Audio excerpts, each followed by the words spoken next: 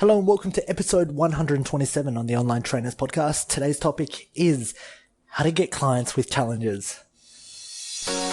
Hello and welcome to the Online Trainers Podcast, where we go behind the scenes to uncover the latest tactics and strategies top trainers around the world are using to get more clients, dominate their marketplace, and get their clients amazing results. There is absolutely no fluff here. I'm your host, Lin Trin. Hey guys, I've been roaming Dallas, Texas over the last couple of days. I'm actually at the very moment doing the podcast outside of the American Airlines Center, about to experience one of my first ice hockey games, which should be cool because I know how rowdy the Americans get when they bump into each other. A brawl gets on. So with that being said, I really wanted to do a quick podcast today, really just to keep you up to date with everything, because today I did a webinar inside of the Online Trainers Club group with Tony from Tony Body, who's one of my legacy clients. He's absolutely killing it in the challenger scene, and we really wanted to just give you a recap. If you weren't on that webinar, then you can jump into the Online Trainers Club and sign up for ongoing webinars, because every single week we're going to be doing a webinar, and you'll be able to get up to date with and see exactly what we do in order to grow online personal training businesses, in order to build a online fitness empire.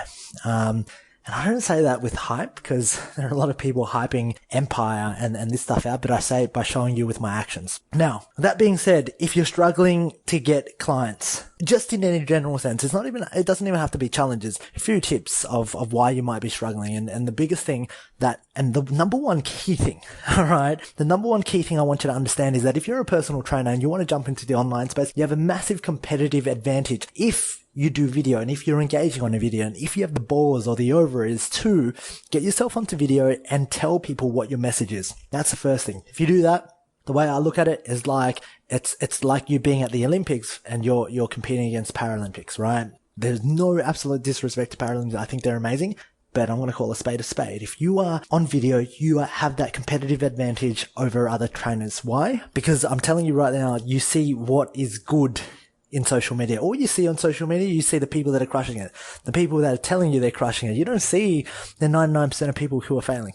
And those 99%, they'll stay there. So if you get in with it right now, get good on camera. Now, we spoke about challenges, how to get challenges and why challenges are great and everything else. But I really don't want to focus on challenges, because I know if you jumped onto my webinar, you've seen my challenges, you bought Six Figure Online Coach, you know what I talk about. And you know that this stuff works, because there's plenty of trainers that are using them to get more clients. What I want to talk to you about today is really the fundamentals, the strategies behind lead generation and marketing. Right at this very moment in time, right? In this very moment in time, there are more personal trainers entering the online space than ever. Now, that presents one problem, and it presents the problem of saturation. And what happens with saturation is if every single personal trainer markets the same way, this is what we see every single day, putting up huge opportunity ads, pretty much positioning ourselves and begging for clients. If we market ourselves that way, we're never going to get anybody. Okay. And the reason is we were not first to the marketplace. We are not first to the marketplace. If you were first, if you were the only personal trainer in the world and you were looking for 10 clients to train, you would have a bazillion. Unfortunately, supply versus demand is skewed the other way in that general space. Now, what can you do? Number one, be an attractive character and stand for a particular thing. The second thing is niche down. You need to make sure that you niche down. Okay. You need to make sure that what you're marketing towards brings together a group of people who have the same common interests. For example, your challenge, bring together a group of mums who have all the same problems that mums have. They've got the belly fat to lose. They've got the thighs to lose. They've got kid problems. They've got stress. They feel invisible. They feel like they can't get a job anywhere else now. They feel the stigma between a home mum and people looking down on them for just being a stay-at-home mum. All these problems that they can relate and talk about. And what you're doing is you're trying to form small communities. And the reasons why you want to form small communities is because people will pay money to where they belong. Okay, they'll pay money to stick to a leader, okay, where they feel like they belong. That's the number one thing. This is the number one thing with challenges. You have to form a challenge where people feel as though they belong there. You have to put a lead magnet where people feel they belong. You have to congregate a group of people where they feel like belong. Like if you talk to one of my clients, Alice, she's amazing. She creates this group of people, right? Group of women where they've gone on hundreds and types of different fad diets and they just want to break through the bullshit, right? We look at congregating segments, because if you can congregate segments, most of your job's taken care of. The community forms the place where they should stay and they'll never want to leave because they know that that's the only place they get, right? What they're after. They feel heard. They feel common shared interests. Okay, and I know I'm talking about challenges, but I don't want to get specific because you can use everything that I'm saying, everything here to apply it to your marketing.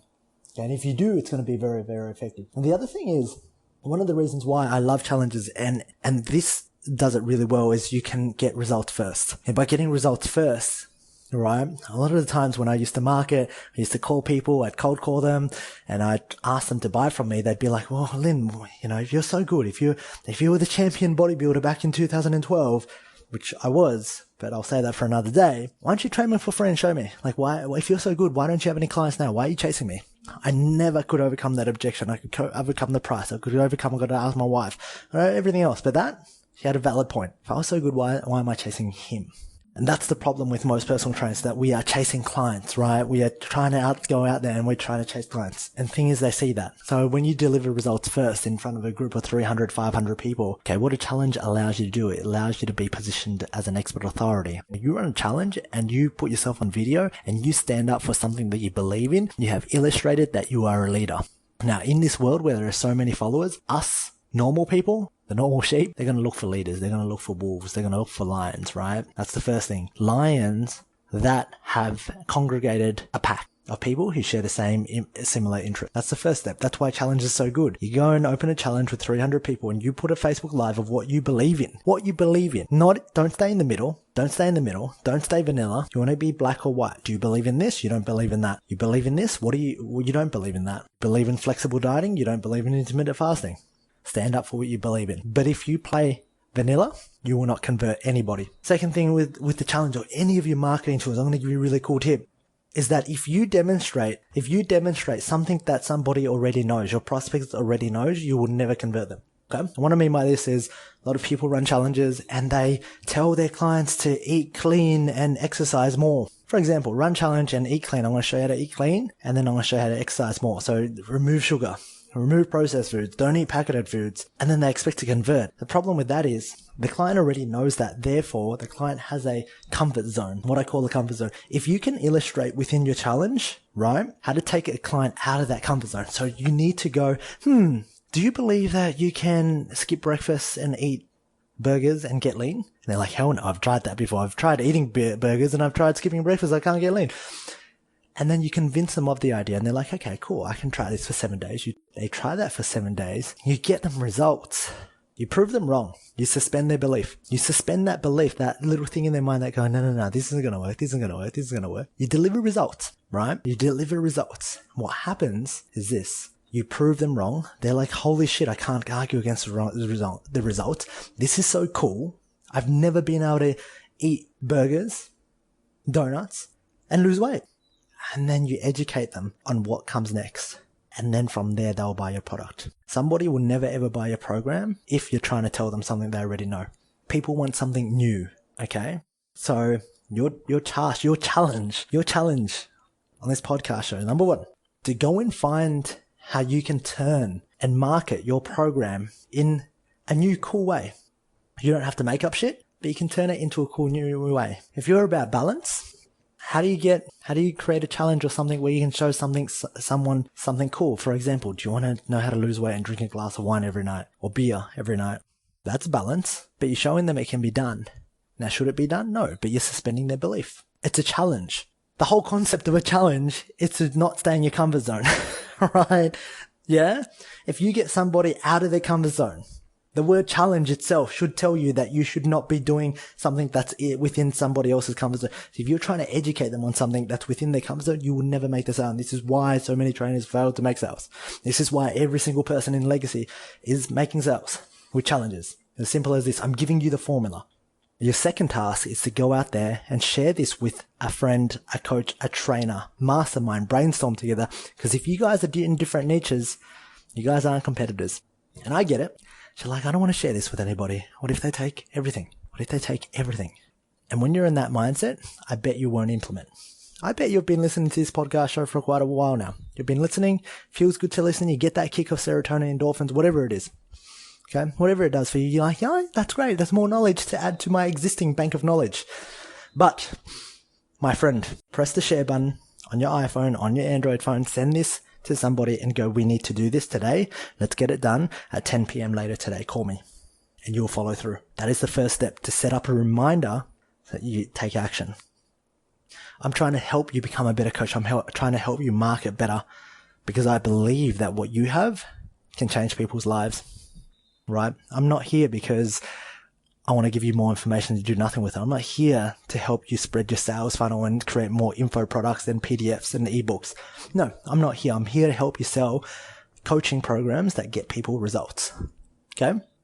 It's quite funny because as I talk about this, there are more trainers in the world. There's more supplement companies. There's more diet programs in the world, yet the world's fatter.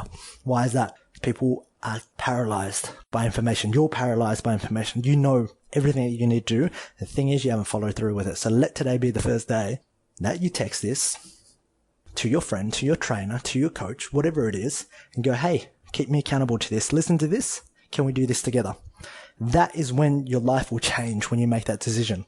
Now, with that being said, go and do today's exercise, go and share the podcast, and I'll see you on the next podcast episode. Alright, if you enjoyed this podcast, please leave me a 5-star review on iTunes, and feel free to leave a review, and that way I can respond and I can take that on board in developing content to serve you. Now, if you're not a part of the Online Trainers Club on Facebook, please do yourself a favor and be a part of the conversation. That's where I add daily tips, tricks, and strategies on how you can build out funnels, how you can get more clients, and ultimately become a better online coach. Thank you for listening.